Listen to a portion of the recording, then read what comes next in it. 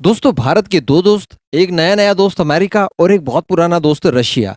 इन दोनों ने ही पाकिस्तान के खिलाफ बहुत बड़ी कार्रवाई की है, जो कि भारत के लिए बहुत अच्छी चीज है। एक्चुअली जो कार्रवाई रशिया ने की है वो तो भारत के पॉइंट ऑफ व्यू से बहुत ही ज्यादा जरूरी थी। पहले बात कर लेते हैं अमेरिका की। दरअसल अमेरिका ने कुछ देशों को एक लिस्ट में डाला है, जिसमें चाइना है, रशिया है, सऊदी अरेबिया है, म्यांमार है और इसी के साथ साथ देखें तो ईरान है, पाकिस्तान है। इन सारे देशों को ये कहा है कि भैया आपके यहाँ पर रिलीजियस फ्रीडम नहीं है, इसका वायलेशन लगातार होता है। अभी ये क्या हो गया, मैं आपको बता दूं कि धार्मिक स्वतंत्रता, जैसे भारत की माइनॉरिटीज को ले लीजिए। भारत के माइनॉरिटीज भारत में रहकर ये कर सकते हैं, ये भी कर सकते हैं, ये कर सकते हैं, यानी जिस तरह से हम लोग करते हैं, हिंदूज करते हैं जो मेजोरिटी में है, ठीक वही चीज माइनॉरिटीज भी बराबर कर सकती हैं। सभी के लिए समान अधिकार दिए जाते हैं। कोई भी भारत का प्रधानमंत्री बन सकता है, कोई भी राष्ट्रपति बन सकता है। यहाँ पर धर्म, जाति वगैरह नहीं देखी जाती। भारत में अगर देखा जाए तो सभी धर्मों के लिए सभी चीजें यूनिफॉर्म है। लेकिन दोस्तों कुछ कट्टर देश हैं, जैसे पाकिस्तान को आप ले लीजिए। यहाँ पर ये सारी चीजें संभव नहीं है। आप पाकिस्तान में जाकर ये नहीं कर सकते, अगर करेंगे तो आप मार दिए जाएंगे। यानी यहाँ पर केवल जो मुसलमान है, और मुसलमानों में भी जो सुन्नी है, उन्हीं का यहाँ पर डोमिनेंस चलता है। मैं आपको बता दूं कि पाकिस्तान के अंदर जो बोहरा मुसलमान होते हैं ना, शिया मुसलमान, उन्हें भी बराबर का अधिकार नहीं दिया जाता। पाकिस्तान में इनके ऊपर अत्याचार किए जाते हैं, इनके धार्मिक स्थलों पर बम वगैरह फोड़े जाते हैं। यानी मस्जिद में नमाज चल रही है बोहरों की और वहीं आपने बम वगैरह दाग दिया। इस तरह की स्थितियां हैं।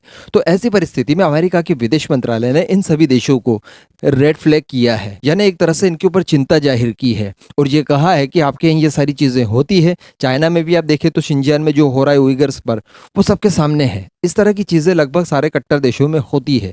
अब आप कहेंगे कि चलिए चिंता वाले देशों में डाल दिया, इन्हें रेड फ्लैग कर दिया, तो इससे फायदा क्या होगा, यानी इन देशों को क्या नुकसान होगा और हमारा फायदा क्या है। तो इन देशों का नुकसान एक्चुअली होगा। नुकसान ये होगा कि इनकी बदनामी होगी इंटरनेशनली। आने वाले समय में भारत अगर इनके ऊपर कोई आरोप लगाएगा तो वो आरोपों में काफी सच्चाई लोग देखेंगे। दूसरी बात, इससे आपका इन्वेस्टमेंट प्रभावित होता है, इंपोर्ट एक्सपोर्ट प्रभावित होता है।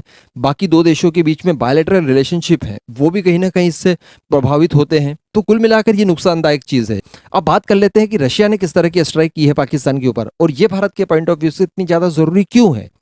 तो दोस्तों आपने देखा होगा कि जो लेजर होता है, लेजर थेरेपी से आप लोग इलाज भी करते हैं। लेजर से ही बड़ी बड़ी मेटेलिक शीट वगैरह में क्रैक्स को ढूंढा जाता है, उन क्रैक्स को रिपेयर किया जाता है। और इसी लेजर को अगर देखें तो काली 5000 या फिर दुर्गा 2 बनकर दुश्मनों का संहार भी करती है। यानी एक ही चीज है जिसके कई अलग अलग उपयोग हैं।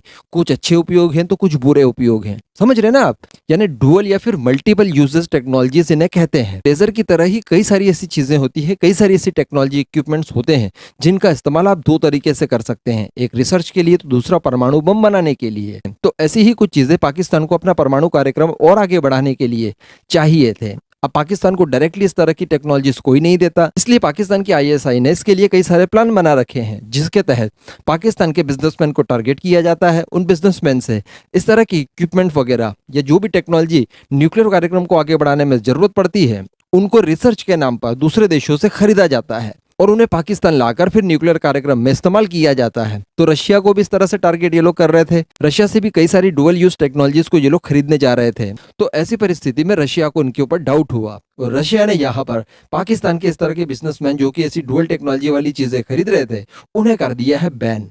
यानी रशिया से ऐसी कोई भी चीज पाकिस्तान अब नहीं जाएगी जिसका दुरुपयोग करके पाकिस्तान अपने न्यूक्लियर प्रोग्राम को आगे बढ़ा दे। तो ये सीधे सीधे भारत को एक राहत वाली बात है और रशिया के लिए भी ये फायदेमंद चीज है, क्योंकि बाद में अगर इस तरह का खुलासा होता कि पाकिस्तान ने न्यूक्लियर प्रोग्राम को बहुत आगे बढ़ा लिया और इसके लिए सारे इक्विपमेंट्स और सारी टेक्नोलॉजीज वगैरह रशिया से ली गई है, तो रशिया दुनिया भर में बदनाम होता, भारत की नजरों में भी गिरता और हो सकता है अमेरिका कोई नया सैंक्शंस ठोक देता।